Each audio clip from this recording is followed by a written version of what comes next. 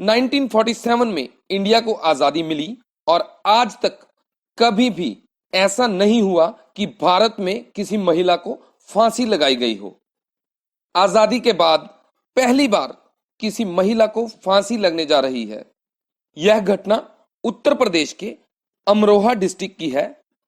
15 अप्रैल 2008 को शबनम नाम की एक लड़की, जो कि अपने माँ बाप की इकलौती लड़की है, जिसके पिताजी एक शिक्षक थे, उन्होंने अपनी बेटी को बड़े ही नाजों से पाला था, जैसे कि एक बाप अपने बच्चों को पालता है और हर संभव कोशिश करता है कि उसकी परवरिश में कोई भी कमी ना रहे।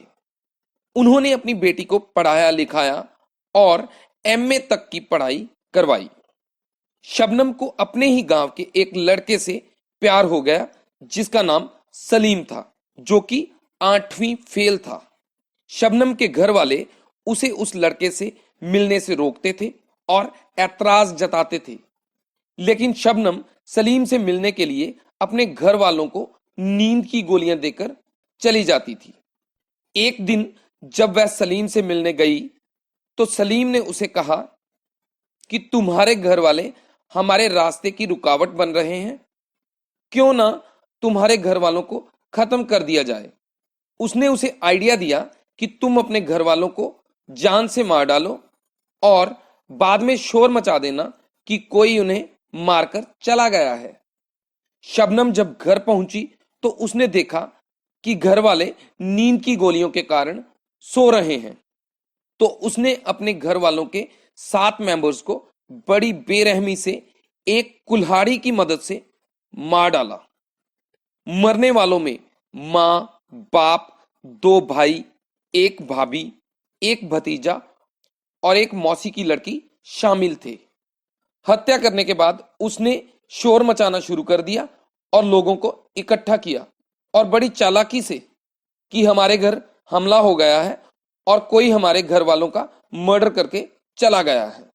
जब पुलिस ने छानबीन शुरू की तो उन्हें लगा कि यह किसी बहुत बड़े गैंग का काम है, लेकिन जब शबनम की जांच हुई तो पता चला कि वह प्रेग्नेंट है और उसके बाद उसने कबूल किया कि उसने अपने प्रेमी के झांसे में आकर यह कदम उठाया है।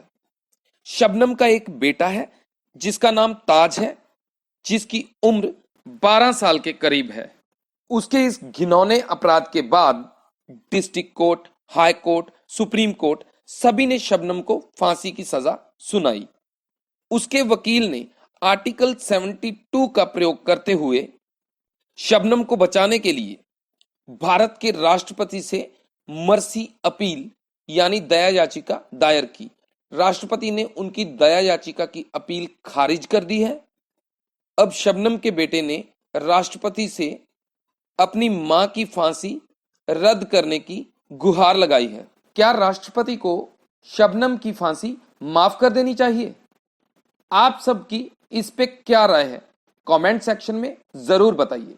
ऑलमोस्ट यह तय है कि शबनम को फांसी तो दी ही जाएगी, क्योंकि इतने बड़े जघन्य अपराध के लिए अगर किसी को माफ किया जाएगा तो इसका मैसेज बहुत ही गलत जाएगा। मथुरा जेल में शबनम को फांसी देने की पूरी तैयारी हो चुकी है। पवन जल्लाद, जिसने की निर्भया केस के दोषियों को फांसी दी थी, वो भी मथुरा जेल में पहुंच चुके हैं। जैसे ही डेथ वारंट मथुरा जेल को मिलता है, शबनम को फांसी दे दी जाएगी। शबनम भारत की पहली महिला होगी जिसे फांसी दी जाएगी।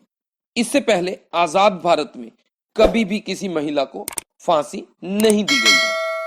अगर आप president power of granting pardon यानी प्रेसिडेंट के क्षमादान के अधिकार के बारे में जानना चाहते हैं तो इसके लिए अलग से वीडियो का लिंक आपको डिस्क्रिप्शन में मिल जाएगा।